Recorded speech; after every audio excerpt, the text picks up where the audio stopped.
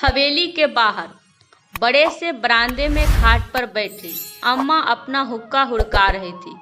हुक्का हुड़काने की आवाज़ इतनी तेज थी कि घर में बाकी सदस्यों को साफ पता चल रहा था कि आज किसी न किसी की सामत आने वाली है। अम्मा अपनी जवानी के दिनों से ही तेज रही है।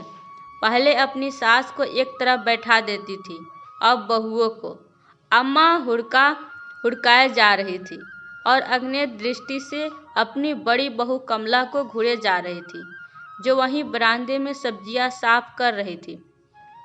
वैसे भी इस हवेली का दस्तूर है, जब भी कोई गलती करता है तो सबसे पहले सामत बहुओं की ही आती है। और सबसे बड़ी बात, जरूरी नहीं कि गलती करने वाला घर का सदस्य ही हो। आस पड़ोस में, रिश्तेदारी में भी अगर किसी को कुछ कह दिया या सुना दिया तो सामत तो बहू की ही आनी है। उसमें भी सबसे पहले बड़ी बहू की, क्योंकि छोटी बहुएं तो अपने पति के साथ दूसरे शहर में रहती थी। पर यहाँ गांव में तो अम्मा जी के पास ही बड़ी बहू होती है, जो सेवा भी करती है और अम्मा जी जब चाहे उसको लताड़ कर अपने सास होने का गुरूर भी रख लेती है। बाकी सबके लिए अम्मा जी का मातृत्व उभर कर सामने आता था। बस पता नहीं क्यों बड़ी बहू के लिए ही उनका मातृत्व का मतलब सूख जाता था। फिर तो मातृत्व भी छोड़ो, नारीत्व भी गायब हो जाता था। कम से कम एक औरत दूसरी औरत को औरत तो समझ ले, पर पता नहीं क्यों अपनी सास की टेक दिखाने के लिए बहू के स्वाभिमान के चिथड़े करने में उन्हें बड़ा मजा आता था। खैर, आते हैं आज के मुद्दे पर। आज पड़ोस की बिमला काकी की नई नवेली बहू बिना घूंघट के अपने पति के साथ फिल्म देखने गई थी। बस अम्मा जी को यह बात नागवार गुजरी। उसी जगह पर उन्होंने बिमला काकी को दो बात सुना दी। अरे बिमला, कोई लाज शर्म है या नहीं तेरी बहू में? ऐसे उजाड़ चाचरे अपने पति के साथ घूमने जा रही है और तू भी यहीं खड़ी देख रही है, समझा नहीं सकती उसे? अरे अम्मा, आजकल तो ये सब चलता है। आजकल कौन बहू से घूंघट करवाता है? बहू से अपनापन रखेंगे तभी तो वो हमें अपना मानेगी। छी, तनिक भी अक्ल नहीं है तुझ में। तेरी जैसी सासी होती है जो बहुओं को सिर पर बैठा लेती है। एक हमारी बहू को देखो, 20 बरस हो गए, मजाल है कि सिर से पल्लू भी हट जाए या उसकी तेज आवाज़ भी निकल जाए। अम्मा, अब तो भाभी को जीने दो। कब तक उन्हें नई नवेली बहू की तरह रखोगी? मेरी बहू है, मैं जैसे चाहे वैसे रखूं। तू तेरे से मतलब रख और अपनी बहू को संभाल। इस तरह तो दूसरी की बहू को बिगाड़ेगी। अपना मुंह बनाती हुई बोली, जो बिमला काकी को बिल्कुल अच्छा नहीं लगा। उन्होंने उसी समय जवाब दिया, अम्मा, बहू को बहू तो समझो। एक बहू के लिए प्यार दिखाती हो, दूसरी बहू के लिए नफरत। जो साथ है उसका कोई मोल ही नहीं है। वैसे भी तुम्हारा घर है, तुम तुम्हारी बहू को संभालो, मैं अपनी बहू को संभाल लूँगी। और कहकर अपने घर में चली गई। बस अम्मा को बिमला काकी का जवाब देना नागवार गुजर गया। अब भारी तो बैठी थी, भड़ास तो किसी न किसी पर निकालनी ही थी। बहू से बड़ा भड़ास निकालने का जरिया और कौन हो सकता था? किसी और को सुनाती तो दो और सुना कर जाता। तो आ गई घर में और खाट पर बैठकर हुक्का हुड़काने लगी और इंतजार करने लगी कि बड़ी बहू कुछ न कुछ आकर पूछे। बिना पूछे कोई काम करे या वो शुरू हो जाए। इतने में बड़ी बहू उठकर आई और अम्मा जी से बोली, अम्मा जी, क्या सब्जी खाओगे? बता दो, जो खाना भी बना दूंगी। हाँ, काहे पूछ रही है तू भी? अपनी मनमर्जी की कर।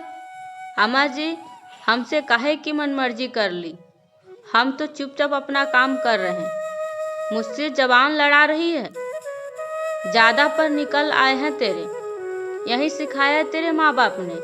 आने दो मेरे बेटे को, बताती हूँ तुझे आज। वहीं तेरे पर कतरेगा। सास हूँ मैं तेरी, समझती हूँ तू? इतने में अम्मा जी का बेटा रामेश्वर भी आ गया। बस फिर तो क्या था, अम्मा जी को पूरा मौका मिल गया बड़ी बहू की हालत खस्ता करने का। उसे देखते ही बोली, देख ले, तेरी पत्नी को आज जबान दे रही है।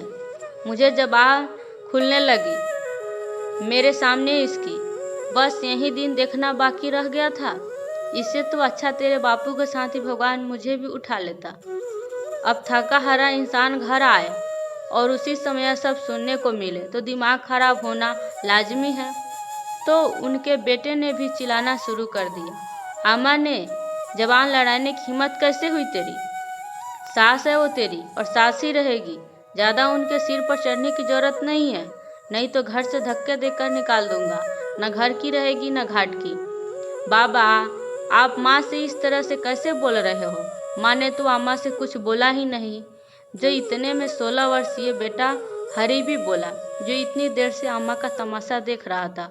उसे देखकर अम्मा छाती पीटती हुई बोली, हाय राम, बस अब यह दिन भी देखना बाकी रह गया था।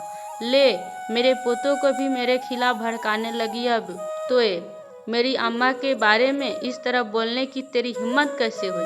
रुक, तुझे अभी बताता हूँ मैं। अपने बाप के सामने जबान चलाता है। रामेश्वर आगे बढ़कर हरी का हाथ उठाने ही लगा था कि कमला ने हाथ पकड़ ही लिया। रामेश्वर ने उसे लगभग धक्का मारते हुए कहा, तेरी हिम्मत कैसे हुई मेरा हाथ पकड़ने की? यही सब सिखा रखी है तू अपने बेटे को कि अपने बाप से खिलाफ बोले। धक्का लगाने पर कमला नीचे जमीन पर जा गिरी, यहाँ तक कि उसका पल्लू सिर से हट भी गया। उसे देखते ही अम्मा ने कहा, इसके साथ तो ऐसा ही होना चाहिए। सास की सास बनने की कोशिश कर रही है, अपने बेटे को भी सपोला बना लिया, जो अपने बाप को भी डसने की कोशिश कर रहा है। बस अम्मा जी, बहुत हो गया। 20 बरस से बर्दाश्त कर रही हूँ। हर बार आप अपनी सासपने की टेक दिखाने के लिए मेरे स्वाभिमान के चिथड़े चिथड़े कर देती हो, पर अब और नहीं। खुद का बेटा खुद के पक्ष में बोलो तो कितना अच्छा लगता है, लेकिन अगर बहू का बेटा उसके पक्ष में बोलते तो उसे सपोले का दर्जा दिया। खबरदार मेरे बेटे के बारे में कुछ भी कहा तो आज तक जिसने मेरी आवाज़ नहीं सुनी वो भी मेरी आवाज़ सुनेगा। फिर कहती हुई कमला डटकर अपने बेटे के सामने खड़ी हो गई। देखकर अम्मा जी और रामेश्वर दोनों चौंक गए। अम्मा जी रामेश्वर की तरफ देखने लगी, पर रामेश्वर ने एक बोला न बोलते बना। अरे तू खड़ा खड़ा देख क्या रहा है? जबान मुंह में ही बंद हो गई क्या? तेरे सामने तेरी पत्नी इतनी जोर से बोल रही है, वह भी उजाड़ चाचरे, और तू है उसे सुने जा रहा है। अम्मा, जो आज तक न बोली वो अब जाकर बोली है। कहीं न कहीं गलती तो हमारी भी रही होगी। तू कह देती है और मैं बस इसके पीछे पड़ जाता हूँ, पर आज मेरा पूरा परिवार एकजुट होकर मेरे खिलाफ खड़ा है, सिर्फ मेरे कारण। अम्मा, कहकर रामेश्वर चुपचाप अपने कमरे में चला गया और अम्मा जी अपने बेटे को जाते देखती रह गई। समझ गई कि अब बहू की जबान खुल चुकी है और वह अकेली नहीं है, तीसरी पीढ़ी उसके साथ खड़ी हो चुकी है। दोस्तों, कहानी कैसी लगी? यदि अच्छी लगी हो तो लाइक और कमेंट करना बिल्कुल भी मत भूलिएगा। यदि आप मेरे चैनल पर नए हैं तो सब्सक्राइब जरूर कीजिएगा। आपको कहानी सुनने के लिए बहुत बहुत धन्यवाद।